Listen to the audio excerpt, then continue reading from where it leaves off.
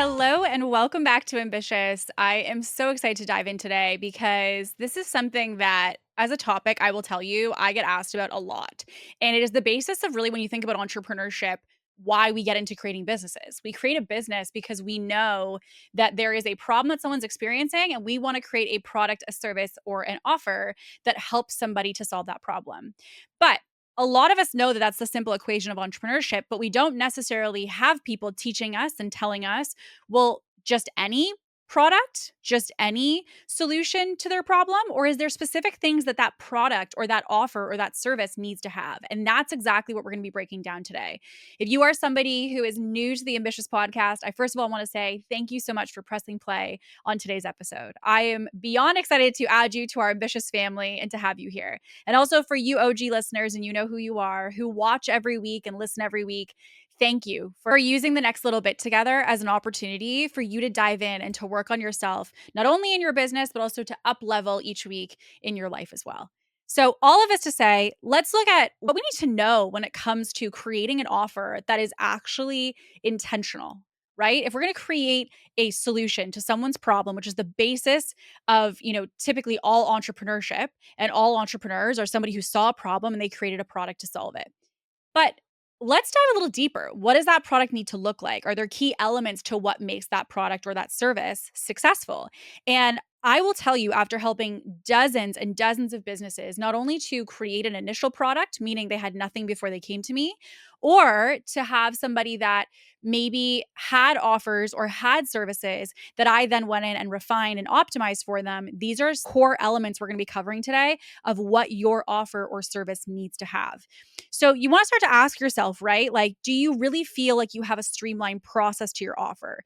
Do you feel like you understand what makes your offer unique? What makes yours different than anybody else's, and how to communicate that? Do you feel like you understand what the pricing of your offer is, and around that, why you've priced it the way that you have? Do you feel like you have created a customer focused product, meaning that this is not something that you created and ideated in a Google Doc, but it's something that you really are using customer feedback and, client feedback, frankly, to be able to help you to develop it? We're going to dive into all of that and why that's really important when you're creating a compelling, scalable, sustainable offer. So, listen, today I'm going to be taking you through the 8 Ps. And the 8 Ps are the core principles. You always hear me talk about principles, and principles are important because as I go through today, I'm teaching you the principle because if I teach you the principle, you can create any offer. These are the same Ps that apply to an agency, they apply to a consulting offer, they apply to a course offering. There is all different ways that these different 8 P categories that I'm going to break down today will apply to you and to your business. And so I want to teach you the principle because then what you can do is you can take this awareness, take this clarity, and you can go back to your product suite, whatever that may be, high ticket, low ticket, B2B, B2C, it does not matter. You can go back and you can take this clarity and do a little audit of your product suite. Do an audit of what it is that you have as a core offering and say, do I feel like there's area for refinement here? Or maybe there's something that I've just completely missed when it comes to these core Ps. Okay. So, the first thing we want to look at is the core problem, right? So, we know we need to have a core problem for who we're helping, but we then want to look at, okay, well, what specific problem is it solving? And in that specific problem, is there a stage? So, for example, for me, I am somebody who does not help people to start businesses, but I help them to scale businesses, typically people who are doing about 6 figures a year or higher. Right? I also am somebody who doesn't just help to scale any business. I don't help with product based businesses, for example, but I do help with a lot of service based businesses. So both B2B and B2C. So, what I'm looking for is in the core problem, I want to get as descriptive as possible. So, with this person, is the problem they're experiencing something that is stage specific? Example, are you helping people to lose their first 10 pounds? Or are you helping them to lose their last 10 pounds? What does that tell me? It means that just with that distinction alone, the type of avatar that's going to be interested in working in a service like that is going to be different. The first 10 pounds is typically somebody who maybe hasn't been going to the gym, they haven't been working out. The last 10 pounds is someone who's frustrated that they've done all this work and they've had until this point progress, but the last 10 pounds won't come off. right? So there's a difference in stage, which is a huge difference in who that product or service is going to be for. So you want to know, what is the core problem I solve? What is the descriptor of who is the best fit for that core problem? And is there actually a stage specific to the problem that I solve for people? Now, with this person, you also need to be able to describe what are the symptoms of how their problem presents in their current world. And this is probably, in my opinion, one of the biggest sticking points for most businesses, because most business owners can speak to, this is your issue and that's your issue. And they're able to speak to, here's your problem.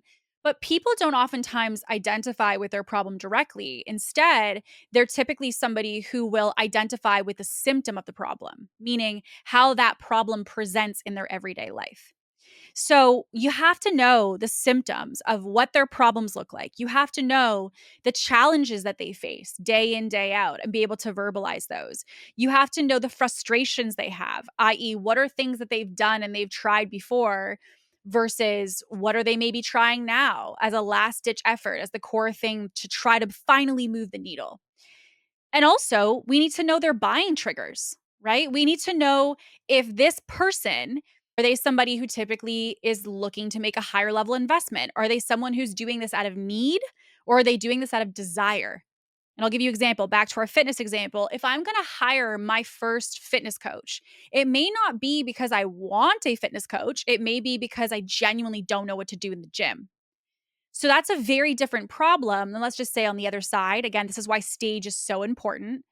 A fitness competitor is somebody who oftentimes doesn't have to have a coach, but they desire to be able to get to the next level within their journey and within their development. And so the reason it's important for us to understand, why they buy is because if you're going to market to them, you have to know, am I marketing why they should desire to have a coach or to have a service? Or is it because they need it and they can't do it without me? Now, buying triggers are also something that, help us to understand what's the reason they're buying in the sense of the motivators that cause them to buy. So, another example, if I am somebody, let's just say for health coaching, one of the things that is important for health coaches to know is, depending again on the type of person you're looking to work with, they may not have experienced the pain of their problem yet, which means that you're painting the picture of a future problem.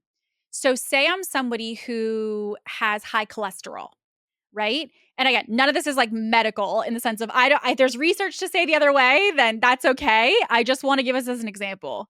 Say I'm helping people with high cholesterol and I am helping them to overcome that high cholesterol. Well, I can paint the picture of avoiding pain, meaning I don't want this to create heart disease and therefore a heart attack or stroke. But what that's doing is it's painting a future problem. So what it means is that a lot of my marketing is going to have to paint the picture of why the cholesterol today is a stepping stone that is a guarantee toward tomorrow's larger problem, right? So when we're thinking about understanding the person, so many people go so surface level as to say, this is the problem I solve.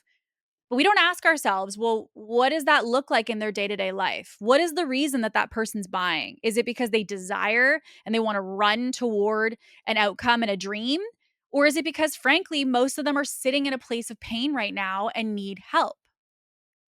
We also, most important, want to know, what is the main reason that they are going to invest? What is the main reason that they're going to think about paying for your product or your service or your program?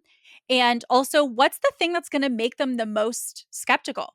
What's the thing that's going to make them the most on edge and the most worried, if you will, about making an investment?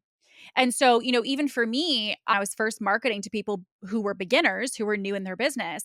I really needed to be aware that when they were investing from a place typically of looking to avoid their current 9 to 5 job. And I had to also remember that there was a lot of scarcity because they were not somebody who was used to spending thousands of dollars when thousands of dollars was literally their 2-week paycheck. Right? So we want to think about, when we're marketing to a certain person, understand why they buy, understand what is a resistance to them buying, what's a skepticism that they have around investing or buying, and how do we plan to not only anticipate those resistances, but also to overcome those resistances. So you're starting to see here that when we're thinking about the person, there's so much we can unpack. And this is even just today some examples. But the first P is understanding the person you're marketing to. And this can go to an even deeper level. If we're going to go to 2.0 of this, it's going into what we consider to be psychographics. It's understanding, where do these people hang out? What podcasts do they listen to? What other type of brands online are they consuming? What other products or programs or services have they already tried? Maybe they've invested with one of your competitors before. What program did they invest with? Right? So it's really, there's so many layers of where we can go with understanding our ideal client. But one of the first things we want to look at is, ideal client is not an I help statement. It's not I help moms lose weight. It's about really saying, okay, the mom piece, let's unpack that. Is she a new mom? Is she a mom of 4? Is she a mom who's in retirement? Is she a mom who's trying to figure out the toddler stage? Is she a mom of teenagers? Is she a mom going back to work? Right? So there's so many specifics that really become important. And when we don't have clarity of this, it means, number one, we can't create an offer that's very compelling for that individual. But we also, even if we have a really good offer, typically don't market it very well, because we don't tie how the solution that you've created is really designed to help that specific person and what they're going through. And oftentimes because we don't have clarity of it. So the first thing we need to do is get clarity. Who is the person at a granular level? And once we have that, only then should we really be going into what we want to create in the offer. Because again, offers usually should be ideally created in the lens of the person that they're going to solve the problem for. Now, the second of the P's is the promise. And this is something that I would say most business owners who come to me don't necessarily have. So if you're feeling like listening to this, you don't know the statement, or you don't know the different ways to market this or to speak to it, that's okay. This is why we're doing this, is we're using this as an opportunity to get this clarity for you and for your offers. So I want you to think with number 2, which is considered to be the promise. What is the promise of each of your offers? So if I was to look at all your services or all of your programs or your products, what is the promise of each one? What is the thing that it's going to do? So I'll give you an example. With my VIP days, which are intensive sessions that I do with individuals or them alongside their team, when I do them, they're not about getting ongoing coaching and integration and feedback and all of these things. They're actually about getting clarity. It's about getting a big bird's eye view of the business to get clarity on the needle movers that are going to help them in the next 90 days to 6 months, right? Whereas coaching, the promise of my accelerator program is not necessarily just clarity. Yes, clarity is obviously a piece of it, but it's clarity alongside integration. And that's something that is important, because when people are going to say, okay, well, should I do the VIP day or should I do accelerator? You're not choosing based off just whether you want an intensive or a mastermind. You're choosing based on the promise. One of which is going to be you walking away with clarity of your business in either a micro area, meaning deep diving into marketing, or a macro view, which is the big overarching summary of all of your business. But if you're going to invest in Accelerator, for example, that is a product or a program that is designed to help to teach you the principles of scaling and to integrate those into your business over 6 months in order to be able to scale to the next level. So that is a different promise than the VIP day. So, for example, for you, you want to think to yourself, do I know the promise of each one of my offerings? And if someone said, well, what's the difference between product A and product B? Do you feel that you can easily speak to that? And if you can't, it's an opportunity to dive in. So, what do we want to consider with this, right? Is first, what is the before and what is the after? So, a question I ask people is, when they come to you, what's the struggle? And when they're done with you and they're finished working with you, what is the marker of success? So again, for me, when someone's coming into a VIP day, they come in feeling all over the place. They feel like they've got so many things they could do, but they don't know what to prioritize. They've been taught a million and one different strategies, but they really struggle to know which one is the one that fits them. They feel like they're spinning their wheels and they're trying every tactic in the book, but they feel like it's bogging them down more than ever, and they're not seeing progress. And again, the outcome being clarity. And I would give then detail to clarity as well. What does clarity mean and what does it look like? Now, The before and after is important because people need to know what is the before state I will have. And when I invest with you, what's the after state?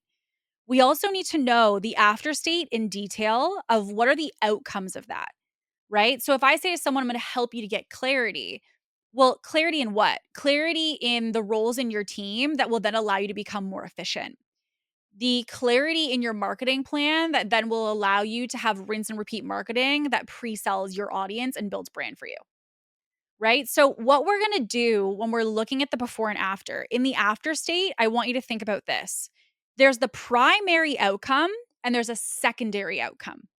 So, a primary outcome in marketing is looking at, I'm gonna help you to, let's just say, if we're gonna say to somebody, I'm gonna help you to make more money, right?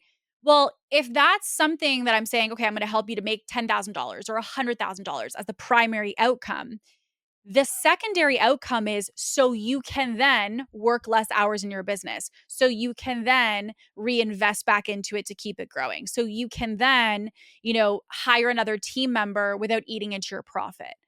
There's the first outcome that our offer gets, and then there's the secondary, which is the domino that the first one creates. So if you give somebody more time back in their business or back in their life, if you give them time, if you give them money, if you give them confidence, if you give them a skill, the thing that you're giving, what domino does that create in other areas of their life or deeper in that area?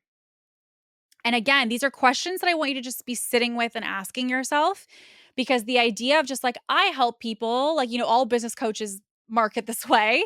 I help you make a 10K a month. I help you make a 100K a month. And that's great. Like, and I do help people do that. But the reality is, when someone comes to me wanting seven figures, they're not coming to me wanting seven figures just because they want the number. They're coming to me wanting seven figures because, in their mind, when they hit seven figures, they then are able to have the business they want, the schedule they want, the team that they want, the vacations they want. That's the secondary outcome to the thing that they're saying they desire, which is seven figures. So if I just push seven figures, it's very surface level outcome. It's a very surface level promise. If you want to have a compelling promise for your offer, you have to know what is the primary outcome that they often verbalize, but what is the secondary outcome that they typically talk about as the thing that they think the primary will help them to achieve. Now, let's talk a little bit about the more tangible side, right? So, the money example, there may be tangible things, lose 10 pounds, make $10,000, right? There are these tangible outcomes, which is good, but you can also talk about measurable outcomes and things that have nothing to do with money, right? So it can be something, let's just say, even, relationships, bringing back the weekly date night, right? Or getting you back on track to the weekly date night, or, things that are metric oriented that people can see themselves within. So, what we want to look to do is think of our outcomes of what we're saying our promise is as before and after. So, again, their current state and their other struggle and their future success. We then want to say what is the primary outcome that they get and what's the secondary benefit that that creates. We want to understand what are the tangible results, the numbers, the data, anything that they will see a metric in to know, hey, I'm making progress. And most importantly, what is the emotional impact? And oftentimes people will say to me, well, Kate, it's so much easier to create a program or a product or a service that has this promise of a tangible outcome. Because if it has a tangible outcome, it's so easy for people to see what they're going to get from it. And while, yes, that's true in the sense of, yes, if you lose 10 pounds, sure, is a very easy way to be able to promote an offer. The thing we want to remember is when we're looking to lose 10 pounds back to primary and secondary, there's a reason we want 10 pounds off. It's because we want to fit into our favorite pair of jeans. It's because we want to wear that dress we wore when we first met our husband. And we want to wear that on our anniversary this year. It's because we're going on that beach vacation. We want to look back and see ourselves at 40 and say, damn, yeah, I did that. I looked great. I felt great. Right? So yes, it can be, technically when I say easier, I mean it takes genuinely less thought process to market something tangible. But I think the real benefit of a compelling offer is to be able to showcase and highlight to somebody what are the outcomes? What is the new life that they're going to have as a byproduct of your offering? Are they going to be more confident? Are they going to have more clarity? Are they going to feel more empowered? Are they going to be educated at a level that really gives them and opens up, new opportunities and new doors? Is it going to be something that creates peace of mind for them? Is it something that's going to give them freedom in a certain bucket? Right? There's a lot of things that people desire when they invest into a certain offering that has nothing to do with anything tangible. And I'll give you an example.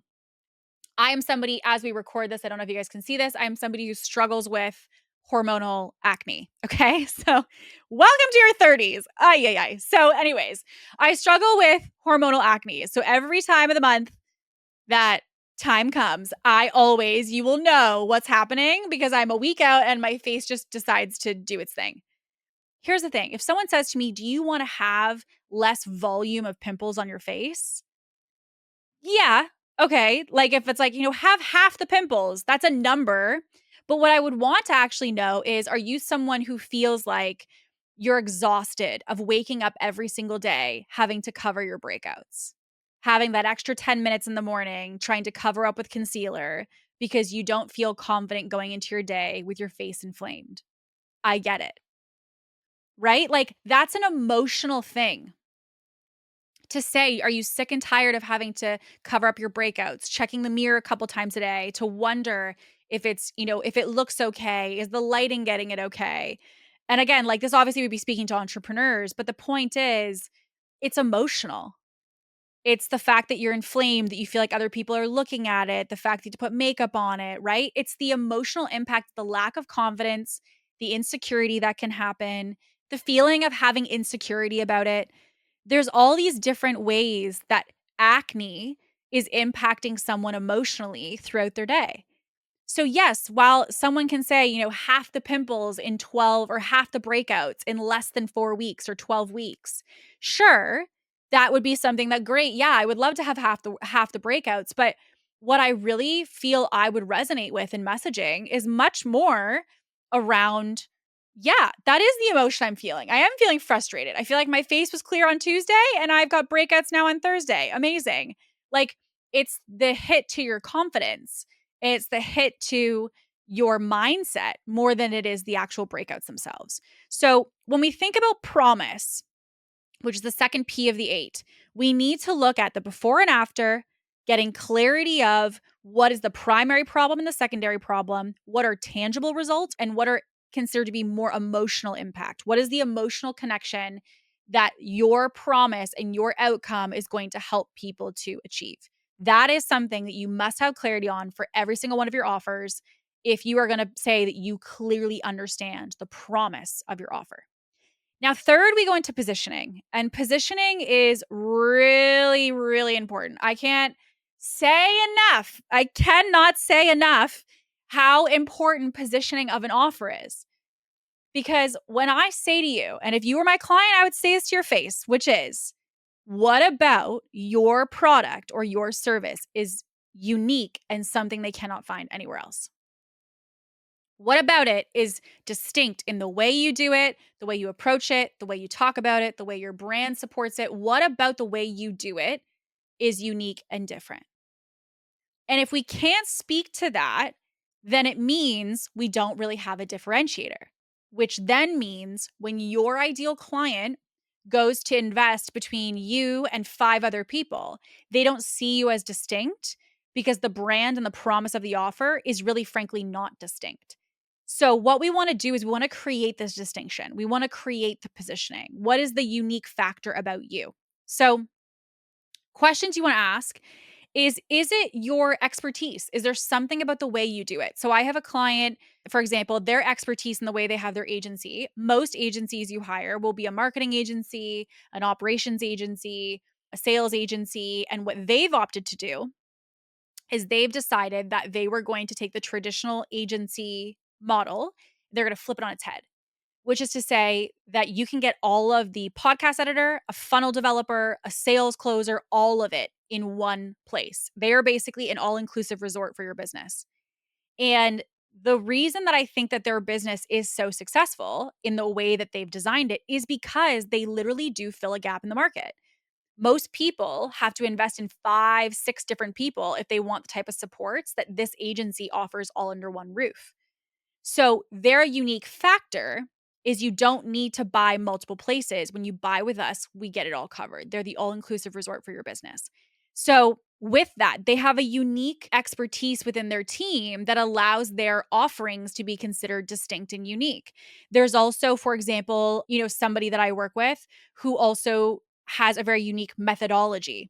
So for them, they're able to mimic what ads and paid advertising typically does, and they're able to mimic the same and similar results that you can manipulate all through organic.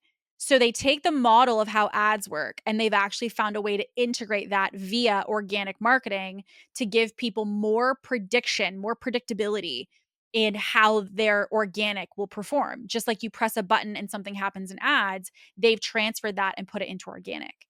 They have a distinct methodology that is very unique to the way they do things, which is why their business is very successful, because you're not just hiring another social media manager when you hire them. You're hiring someone who uses data to determine what will always work within your socials. And they have an algorithm that they've built that basically is the basis from which they create everything. So you're starting to see here there's a difference in the way they do it. There's a uniqueness in the approach they do.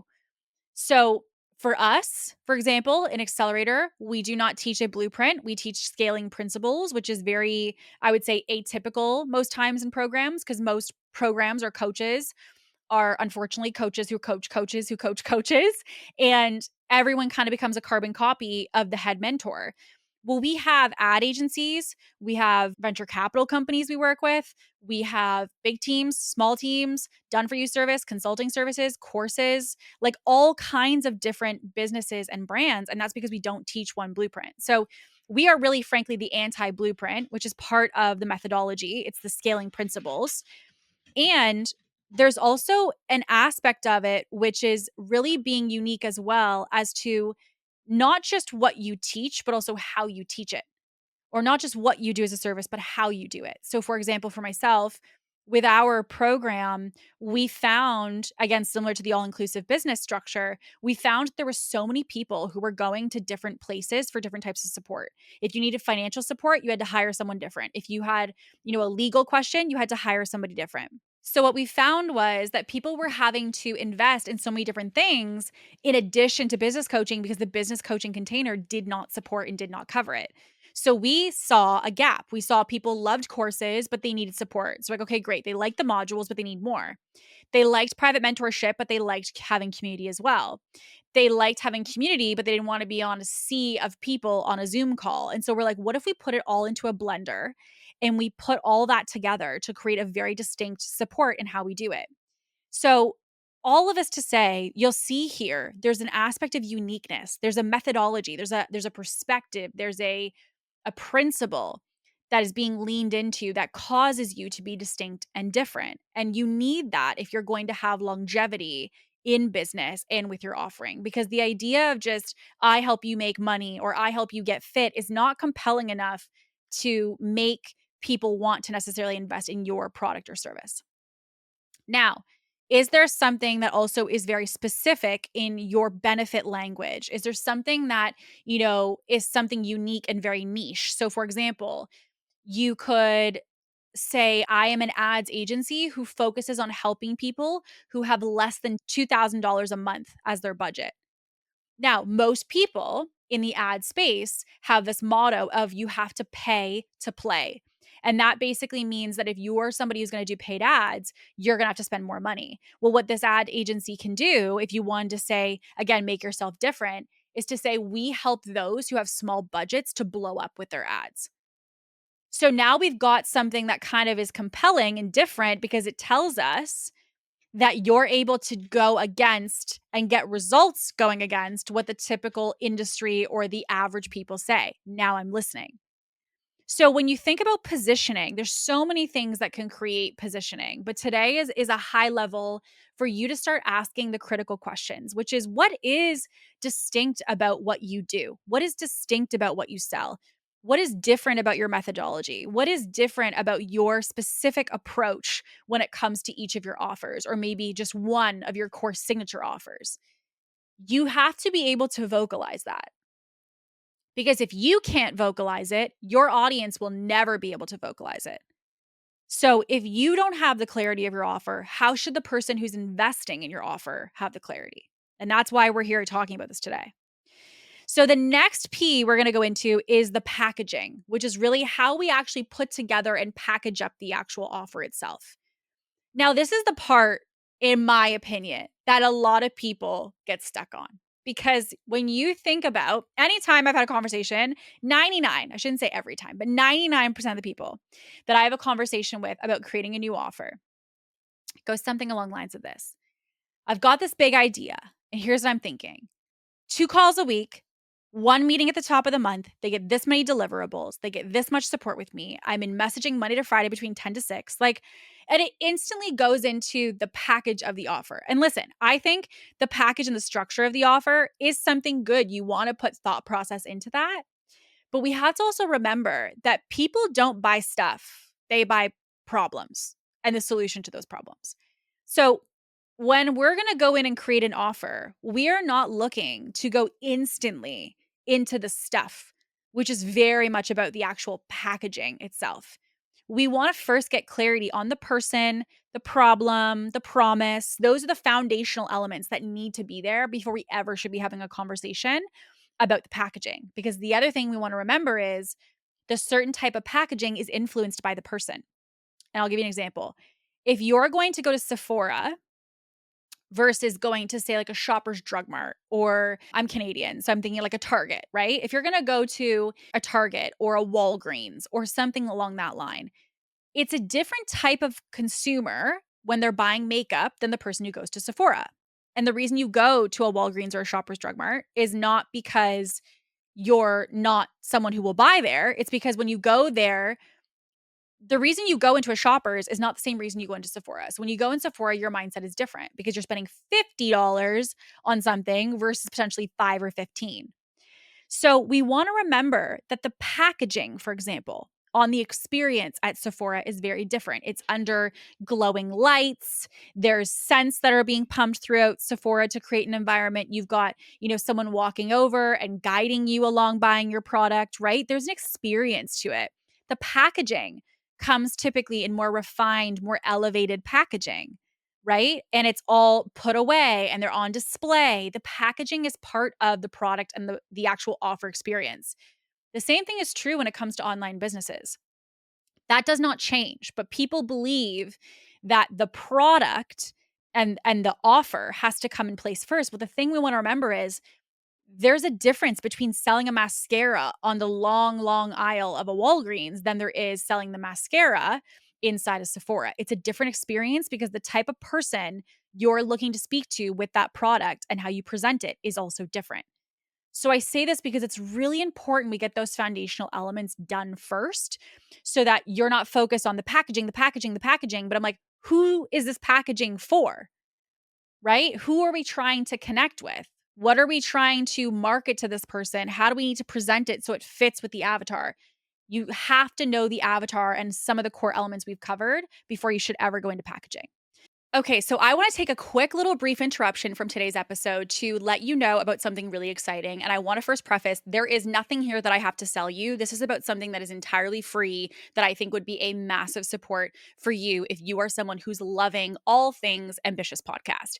So we have created an absolutely incredible community that is called the Ambitious Network. This is really a place where coaching and masterminds meet high-level networking of other women who are just like you.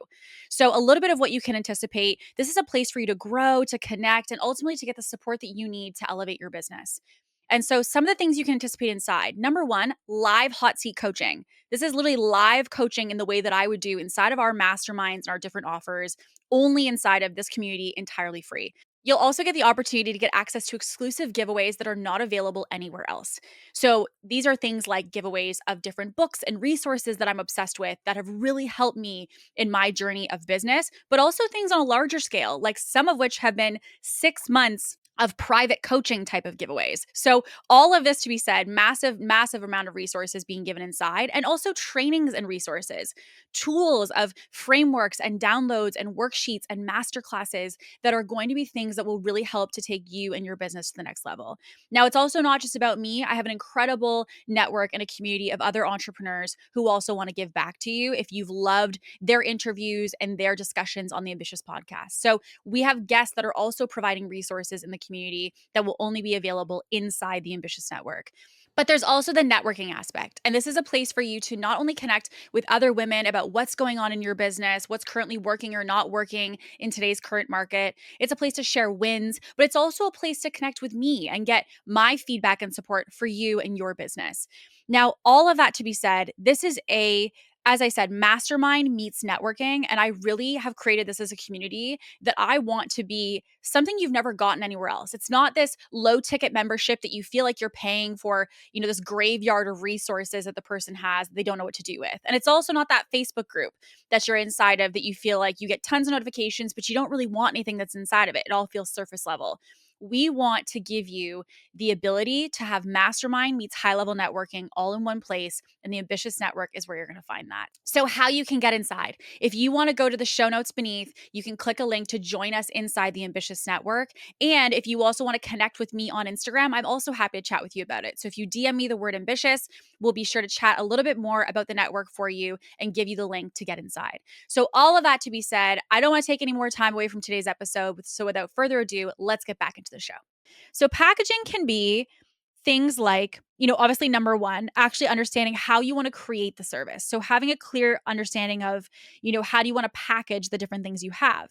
So, an easy way that I see this as a big mistake typically in agencies, I find a lot of the time will not create packages based on problems, but they'll create packages based on deliverables. So they'll have like a low, which is like X amount of posts or X amount of ad spend, mid tier, more posts, more ad spend, right? Like you're just having your packages being based off of doing more things or doing less things. But the thing I really encourage everyone to look at is when someone's going to say, let's just say I'm a marketing company and I'm going to market a package that has more posts. Well, what's the reason I'm doing more posts? I'm doing more posts because I want to have more visibility, because I want to have the ability to nurture an audience. I want to have the ability to build brand. I want to have the ability to achieve a certain outcome. So to me, what that is it's the new eyes package. It's basically designed to help with visibility and attracting new brand acknowledgement. That's what the package should be based around. And so the deliverables should be secondary, but the actual way that we bundle the packages together shouldn't be based off of this one has 3 posts, this one has 5. It should be based off of the one with the 3 posts. Yes, it happens to have 3 posts, but the basis of that is the maintenance of your socials. We've got the expansion and the brand elevation of your socials. And then we've got the omnipresent social package, which is creating multi-platform traffic and nurturing.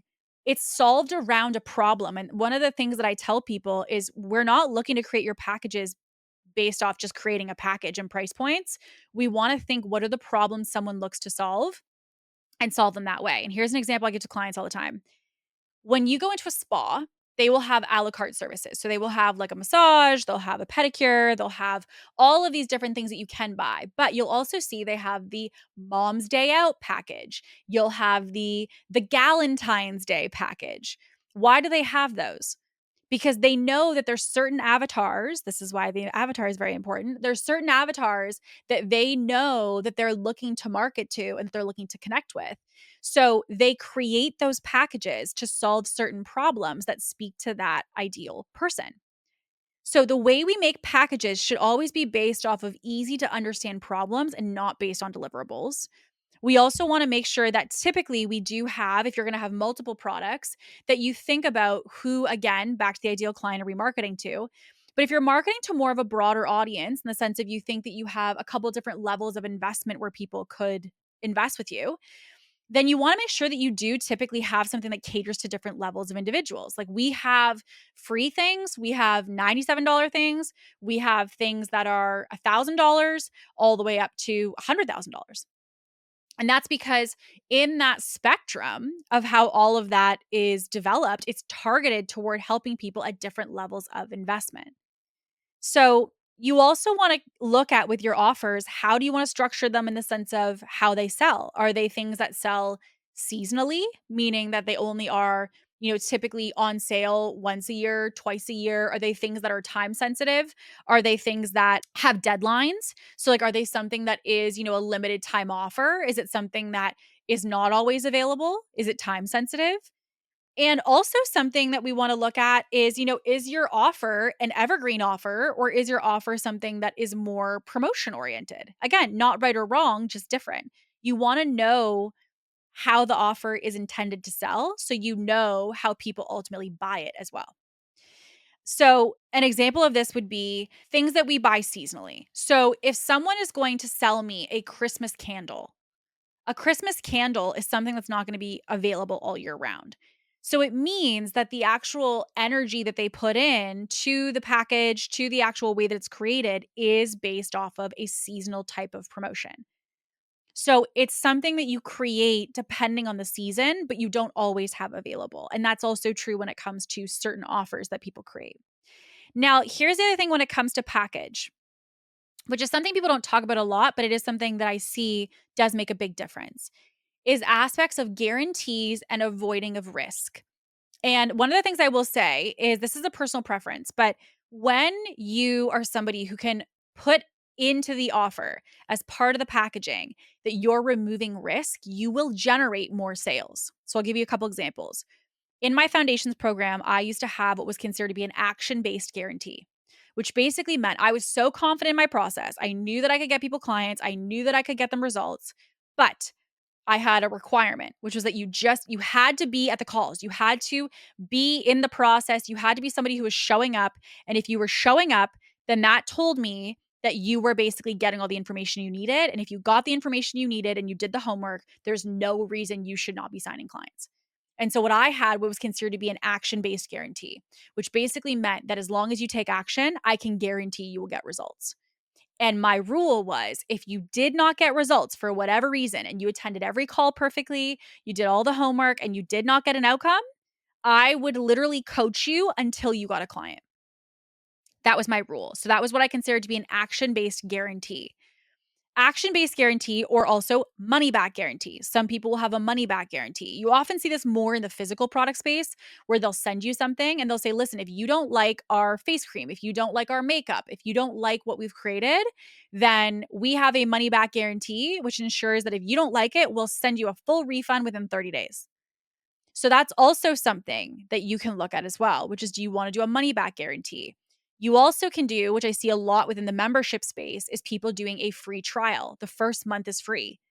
Again, what this does as part of packaging into the offer is it removes the fear of what if I invest and I don't like it? What if I invest and I don't get results? What if I invest and then insert thing happens? So, what some people will do is they will say that you have X amount of time or you have X period to basically be disgruntled about the offer, be unhappy about the offer. And what that does is it tells the consumer when they're looking at your package or your offer that you have something baked into it that helps them to have assurance that you feel so confident in what you've created. You feel so confident in what you've developed that you're okay and you're going to back it and you're going to stand behind it. Now, again, is this right for every single person? No, this doesn't mean that you have to integrate this, but it's something when we're thinking about how we package an offer, we want to think how do we take away risk? What kind of timing is this sold around? Is this time sensitive, like a promotion? Is it evergreen? It's always available? Is it seasonal? Is it really scalable? Does it have scalability to it? So are there things that of your offers that are more low ticket and approachable versus high ticket? Do you have your packages based off of a lot of deliverables? Are they based off of problems they solve? So the packaging, i.e., how you put it all together, is important, but there's critical questions to ask that should support why you've done it the way that you have. So when it comes to the package, it's just as important to have the clarity of the person, the problem, and the promise as it is the actual deliverables. Now, here's a thing that I will tell you. The next P has been a game changer in my business. And I'm so grateful that I put this into practice when I started my business because it changed the game for me. It really did. And that P is proof. People love proof when they're buying into a program, a service, or a product. Now, as I say this, I know people will say to me, well, Kate, I've not been the best at getting testimonials, or Kate, I haven't been the best at getting screenshots and social proof and all of these things. And listen, that's okay. There's no better time to start than now.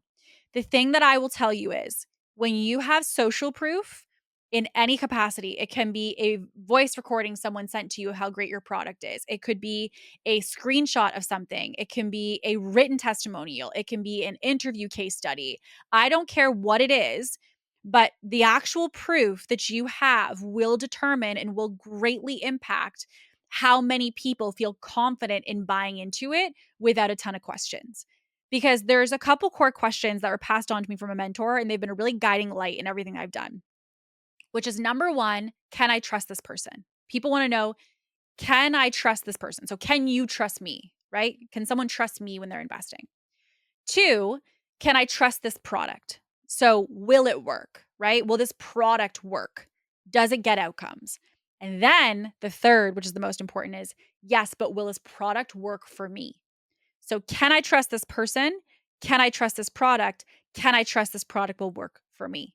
Those are the three questions that every single person who's going to invest with you or potentially is going to invest with you is going to have to answer for themselves to feel confident to move forward. And the thing that will help someone to overcome a lot of that is going to be social proof. Because if you are somebody who does not have proof of your product, it means the only thing that they can use to have confidence in the investment, to have confidence that this is what they should do, is to take your word for it.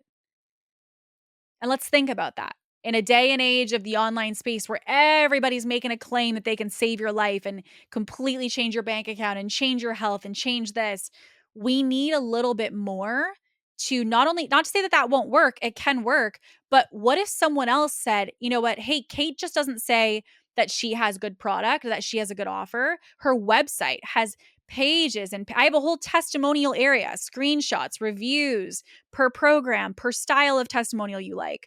Is it video? Is it written? Like, we have asked every client, I would love to get your feedback. I'd love to get your feedback because when we do that, it helps other people to number one, know that they can trust us, know they can trust the product or the program that the person reviewed, and most importantly, know that it will work for them.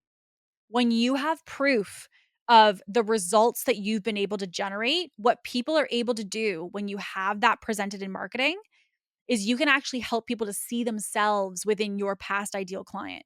If I have a bookkeeper who comes to me and says, well, have you ever worked with bookkeepers before?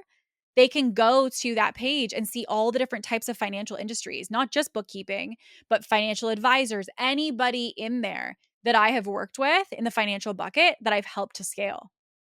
So what it does is it removes this idea of like, okay, I can trust her. Got it. I can trust the product. She's obviously got results of it. But can she help a bookkeeper? And they go to the testimonial page and boom, there's bookkeepers and all different people from the financial sector.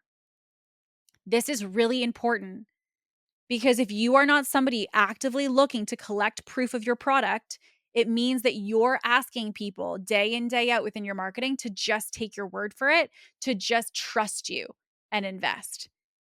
And it's not to say you're not trustworthy, but the truth of that is that in today's market, people do need a little bit more.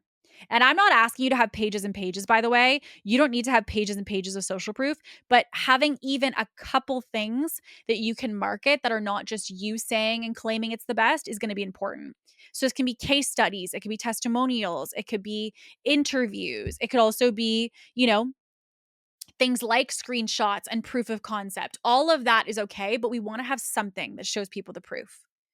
So the other P is your process. And oh man, I feel like there's a couple of these that really trigger me, but process is one of the things that I really, really want to accentuate. You need, and I mean you need to have a framework. You got to have a process for how you do things. Because if you don't have a framework, What it means is that you don't have a way for the ideal client to see clearly in a structured way how they're going to get results.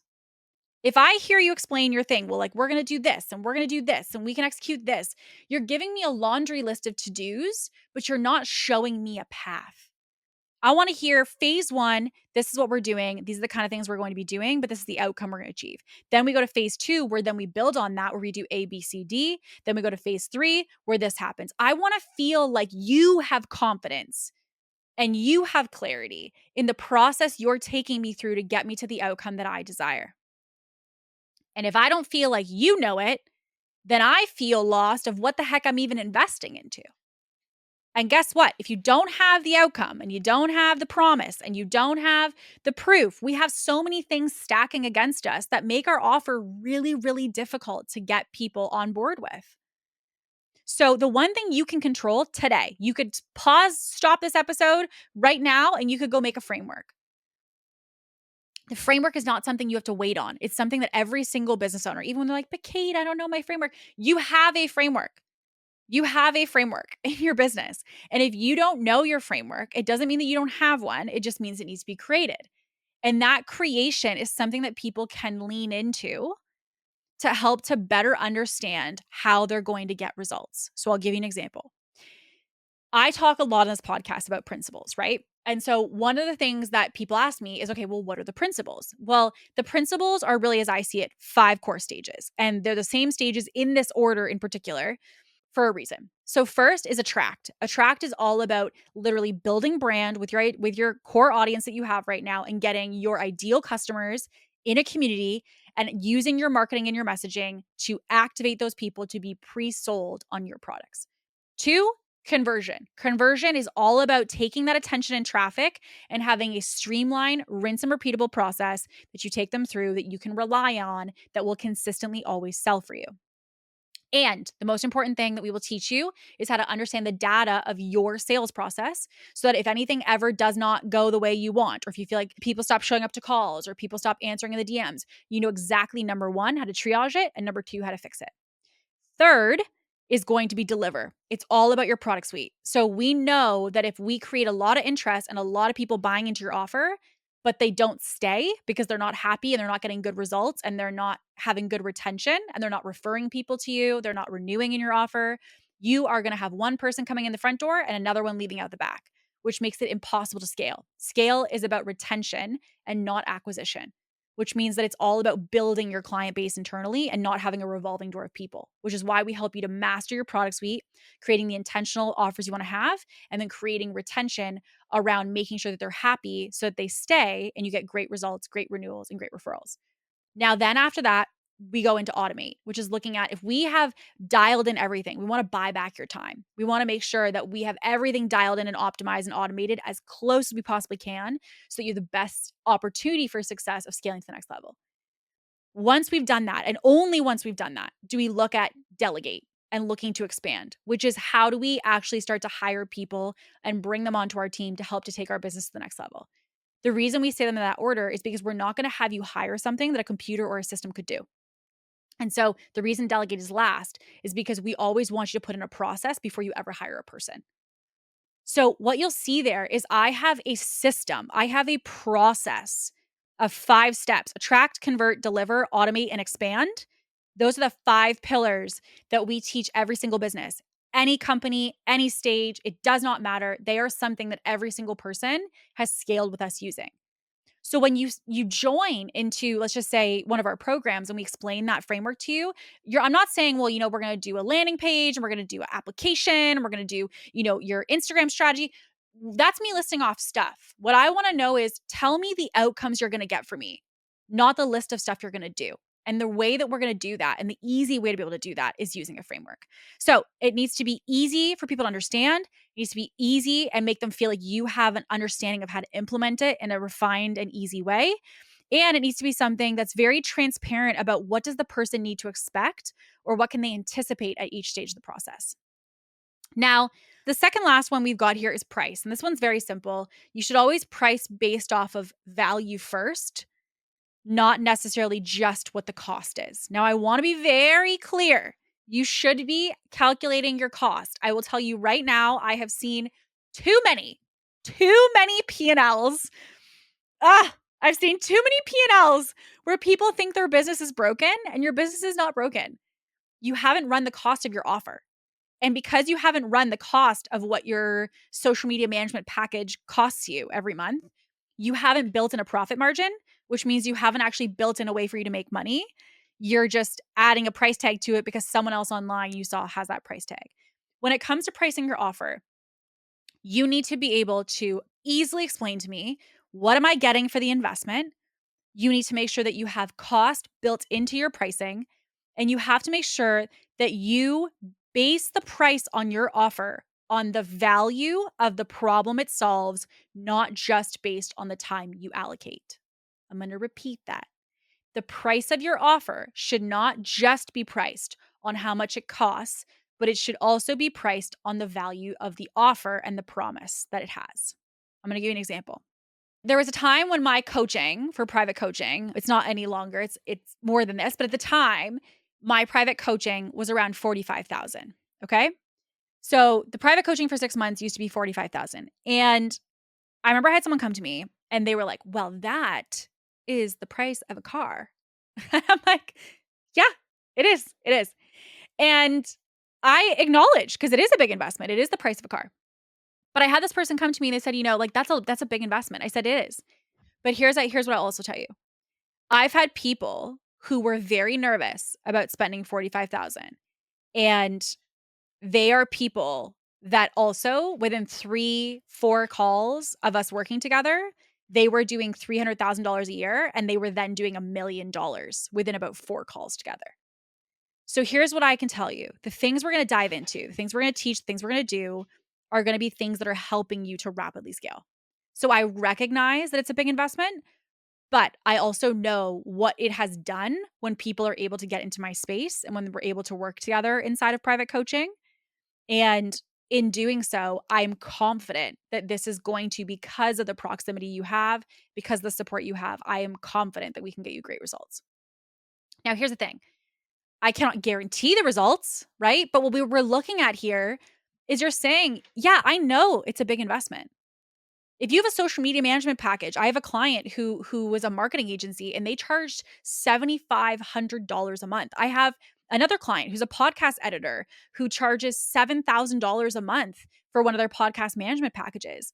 Now, you might hear that and think, whoa, that's a lot of money for marketing or a lot of money for podcast. And frankly, it is. It's a big investment. But here's what I also know.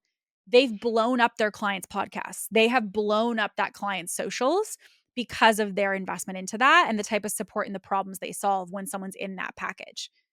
So, yes, price can be something that when we're looking at an offer, we want to make sure we allocate the cost, but we also want to consider, what is the problem solved when someone is working with you inside that offer, and what is the price that that problem solved means to the person who's looking to invest into it.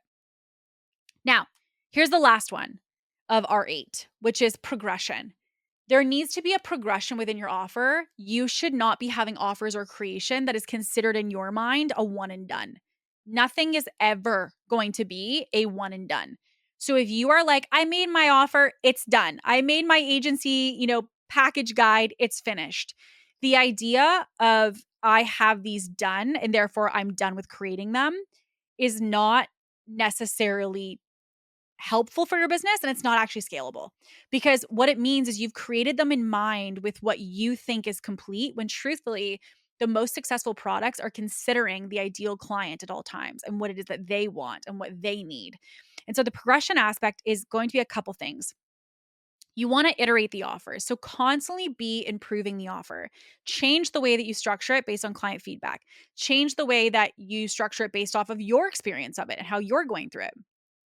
You want to look at tracking metrics. If you're having people going through your offer, I want you to actually monitor how many people are getting results. What's their satisfaction? What's the ROI of their investment with you? Like, I want to know, how are people actually doing once they're inside? Not only looking for quantitative things, but also qualitative things. And what I mean by that is quantitative is things like, the success rate, how many modules do they consume, how many months do they stay with us? It's very numbers oriented. There's a lot that you can learn about your offer by actually asking more qualitative questions. So, what I recommend to clients, and obviously depending on the scale of the business, but what I recommend to clients is looking at having interviews with clients when they're offboarding or even sometimes mid journey to say, what are you loving about it? What do you feel you could have done without? What's something that, you feel like if you could have had more of it, you would have loved to have more? I want to ask those critical questions because by asking those, I can get some good clarity as to the nuances of what they're looking for, not just general feedback of it's great or I love your service. We want specifics. The more specifics you get, the better off your product is. And people will always invest consistently and frequently into something that continues to feed and to fulfill their needs. So if you are somebody who wants to have longevity with one of your offers, you want to make sure it's scalable, you want to make sure that it's around for a long time, listen to your audience. And I'll give you an example. Inside of our program, we recently started teaching AI. And obviously, up until this point, I had not been teaching AI inside the program. But what I recognized was, I said, okay, AI is on the rise. So I asked my clients, are you guys somebody that you'd say is kind of looking to learn AI? Are you someone who's interested in learning it? And so many people were like, yes, absolutely. Like, I feel like I'm Google searching and chat GPTing all night long and trying to learn it.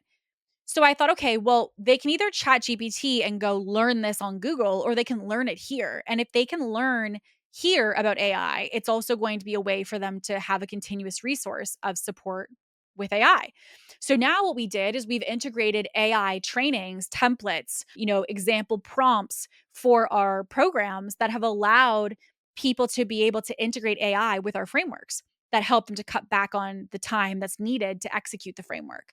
So, like, we're using AI to pair with what we're teaching to help people to get better, faster, easier results. So, all of this to say, it's keeping the product up to pace with what people desire. And it's because we know if you don't do that, eventually down the line, your product is dead in the water because it becomes outdated. It's not something that people want anymore. And because they don't want it anymore, it really does kill the offer. A key example of this that everyone will resonate with is Blockbuster, right? Blockbuster had a core product where they would sell, movies and you go to the movie store and pick it out. Well, the reality is they had an opportunity to move and become, Blockbuster could have been Netflix. They could have gone that way. And we're actually positioned from Netflix to say, hey, like we should collaborate. We should do something here, whether it's, buying their company or whatever it might be. And Blockbuster was like, no, this is what we think people are still going to want the nostalgia of watching a movie. And now Blockbuster, I'm pretty sure, has 2 locations in all the states. So all of this to say, you either evolve or you die. And so the way to always make sure that you're in tune with the evolution of where your audience is going is to ask them, is to watch the behavior, is to look at the metrics of what they're doing inside the offer and what they're not doing as a sign of something you might want to dive deeper into. So I'm going to go back and give you a summary. We had 8 P's of a high performing product. Number 1 is person. Number 2 is your promise. Number 3 is positioning. Number 4 is packaging of the offer. 5 is proof of the offer results. 6 is the process from which you do it. 7 is determining your price. And 8 is the progression after the product's been created. Okay. So person, promise, positioning, package, proof, process, price, and progression. Now, this was truly a high level of the overview of the key elements of a compelling offer. And my hope is that today, listening to this, you will maybe come back to this, come back to watching it, come back to listening to it, and come back and ask yourself some of these key questions and say, do I feel like I have a framework? Do I feel like I know the struggle and the success? Do I know the primary and the secondary problems? Do I feel like I have that clarity? And if you don't, it's a great opportunity to get that clarity. I also want to normalize that there are a lot of people who come to me feeling unclear about that when we start coaching. And it's one of the core things we look into as part of, again, our framework, which we described, because you need to understand how your product or service fits into the larger landscape of the other things that your ideal client's considering if you want to make sure you have it stand out, always be selling, and always be getting results for people. So, all of us to say, I would love to hear maybe something that was like a download for you today. If there was something that you feel like, really landed for you, maybe a certain P that you're like, you know what, Kate, I realize I have no proof or I feel like I have no process. I would love to just hear if you want to share any downloads, an aha moment that happened for you today. You know that I always love to hear from you. It means the absolute world to me when you guys shoot over DMs and reach out in DMs and connect together. And also, if you are somebody who wants to connect on an even deeper level, not only with myself, but also other podcast listeners and so many other incredible female entrepreneurs, you are also invited to join our Ambitious Network. This is a private, free networking community of other high level ambitious women just like you. And so if you are somebody who wants to join that community, just DM me the word ambitious and we will get you in that community. Again, there's no fee, there's no investment. This is entirely free, just a place that we want to protect as a really intimate and intentional space for women just like yourself. So, all of that to be said, thank you so much for listening, and I will see you on the next episode. As always, stay ambitious.